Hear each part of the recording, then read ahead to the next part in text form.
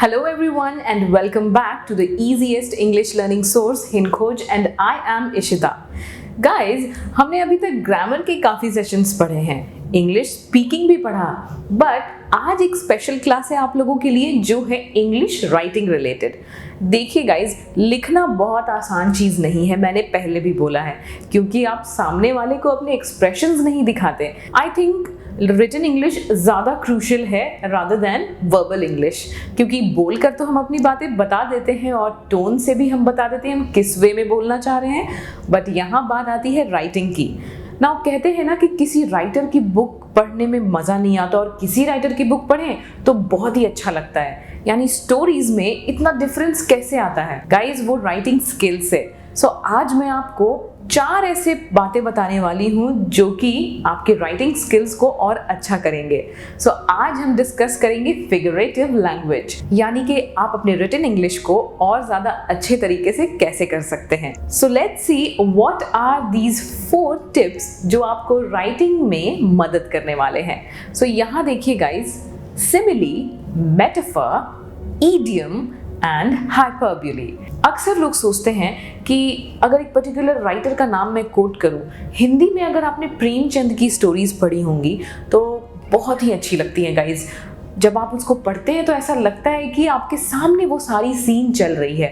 तो ऐसा आपके साथ हुआ होगा। अगर आप इंग्लिश नॉवेल्स भी प्रेफर करते हैं तो वहाँ भी आप पढ़ के देखेंगे कि सारी सीन आपके आंखों के सामने चल रही है और आप बुक में बिल्कुल विलीन हो जाते हैं।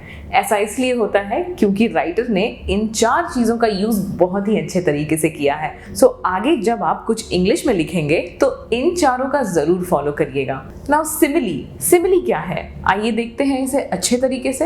अगर आप इसकी डेफिनेशन पे गौर करें तो इसकी डेफिनेशन में मेंशन है, इट यूजेस लाइक और as to make comparison, authors use it to make their writing more descriptive.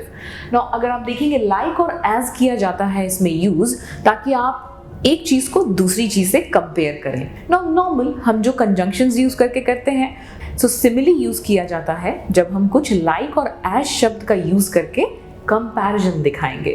तो स्टोरी में हो सकता है कि कुछ कंपैरिजन किया जाए। अब आप मेटाफर की डेफिनेशन देखिए, it compares 2 things without using like और as. Strong metaphor will suggest that 2 different things are similar. So यहाँ मेटाफर में लाइक और एज शब्द का यूज नहीं किया जाता है और बिल्कुल ही डिफरेंट चीजों को एक जैसा दिखाने के लिए हम मेटाफर यूज करते हैं। सो यहाँ एक सेंटेंस होगा जिसे हम मेटाफर कहते हैं। ये कोई ग्रामर स्किल नहीं है गाइज, ये रिटन स्किल्स हैं। यानी आप एक लाइन लिखेंगे उसे हम मेटाफर कहते हैं, या आप एक लाइन लिखेंगे जिसे हम सिमिली कहते हैं। ऐसे ही हमारा ईडियम है। सो ईडियम रिलेटेड तो आपने बहुत सारे वीडियोस देखे ही हैं हमारे। यहाँ देखिए, an idiom is a common expression that can't be taken literally but the meaning is understood. Now कई सारे ऐसे idioms हम यूज करते हैं जो कि literally अगर देखें तो कोई सेंस नहीं बनता उनका, यानी एग्जैक्ट मीनिंग अगर हम उसका नोटिस करें तो मीनिंग इज वेरी बैड, या फिर कोई भी सिमिलैरिटी नहीं है, कोई मतलब नहीं निकलता। सो वहाँ हम ईडियम कहते हैं उसे, बट मीनिंग अंडरस्टूड होती है। Now let's see the next one, hyperbole. Now hyperbole में इट इज एन एग्जैजरेशन। क्या कभी आप किसी से मिले हैं जो चीज़ों को बहुत ज़्यादा हाईफाई करके बताते हैं, नमक मिर्च डाल के बताते हैं? सो वो हाइपरबोले है। आइए अब एग्जाम्पल देखते हैं सिमिली का। Vandana and I are best friend. Normally हम ऐसा कहेंगे, बट जब हम सिमिली में कहेंगे तो हम उसे ऐसे यूज करेंगे, Vandana and I are like 2 peas in a pod। तो मटर के दाने एक साथ सजे होते हैं, सो उसे पॉड कहते हैं उस फली को। और अगर मटर के दाने 2 एक साथ हों तो वो दोनों काफी क्लोज हैं एक दूसरे से। ऐसा मैंने कैसे बोला? लाइक और एज यूज करके, Vandana and I are like 2 peas in a pod।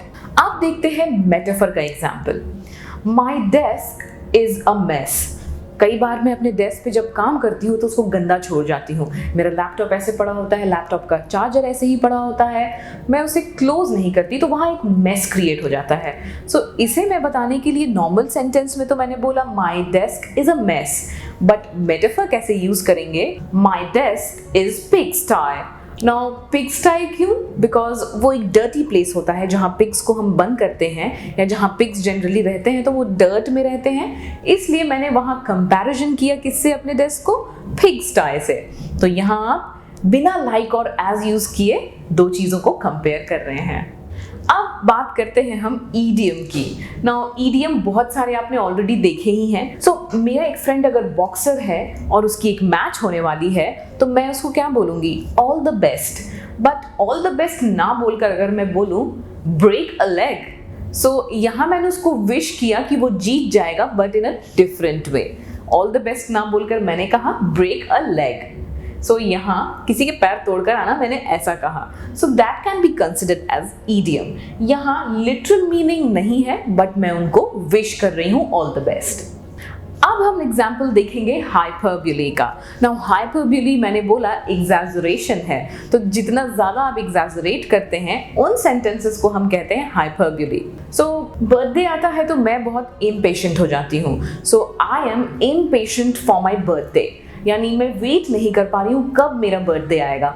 ऐसे अगर हाइपरबोले यूज करूँ तो मैं कहूँगी it feels like my birthday will never get here. यहाँ मैंने कहा कि ऐसा लग रहा है जैसे मेरा बर्थडे कभी आएगा ही नहीं। So I am being impatient, but मैंने उसको एग्जैजरेट करके बोला कि लगता है कि आएगा ही नहीं। सो आई होप गाइज अब आप जानते हैं कि what is simile, what is metaphor, what is idiom and what is hyperbole.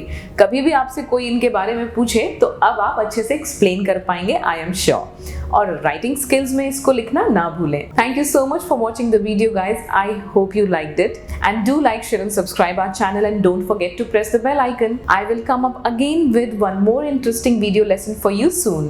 Till then, take care and happy learning.